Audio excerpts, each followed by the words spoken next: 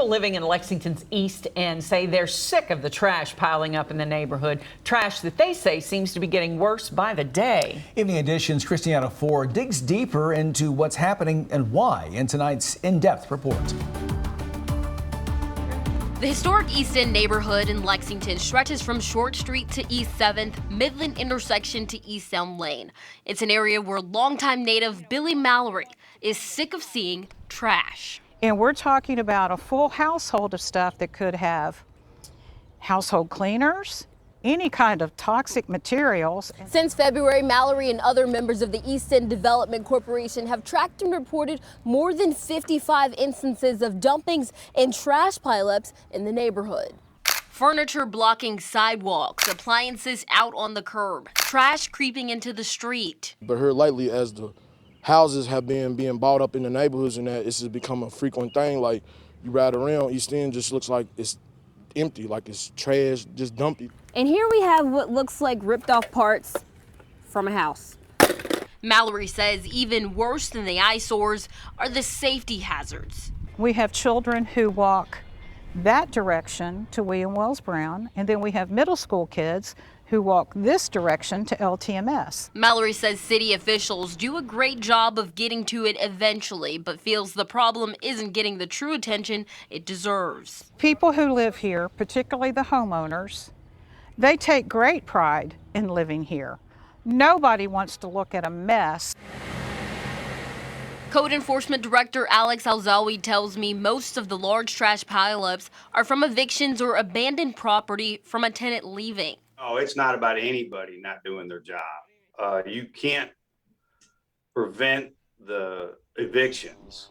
It's a court order, and then they have their process. The tenants are moved out under the supervision of the constables, and if they don't have the means to haul off their goods, the constables will actually call into waste management, and they will pick up all that waste. Whatever waste management doesn't pick up, code enforcement places a notice of trash and debris violation on and gives the landlord up to 14 days to clear it, depending on the circumstances, unless it's an urgent safety issue. We're getting these cleaned up pretty quickly. It's not like the city trucks are sitting there waiting to get rid of that material.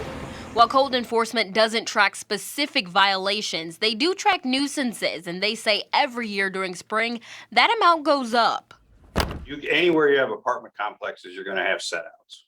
Anywhere you have rentals, you're going to have set-outs. And the majority of properties in the East End aren't owner-occupied. They're rentals. Rental housing made up 69% in 2020, and that number has been increasing over the years, with many of the houses there being purchased by developers and landlords, which Mallory believes is contributing to the problem. If you don't live in a neighborhood, you don't have the same kind of pride or respect. And I guess it's easier to just pitch things out than to do the right thing. Ryan, who's lived in the area his whole life, feels the same way. Most of the people that lived in these neighborhoods, they kept their property up. You know, a lot of people didn't have much, but what they did have, they took care of. A lot of these properties are being bought. So I don't know if it's a city issue or if it's a homeowner issue, but something has to be done. It's making our great neighborhood look bad. What do you want to see? What I want to see is people be responsible. And that is to, if they've got to set people out, there's a process. You know, they can call and ask for a drop box, and that will accommodate pretty much a whole house full of stuff. Bulky item pickup is a service offered at no charge for households with city waste collection service by the city. You just have to call and ask. Christiana Ford, Evening Edition.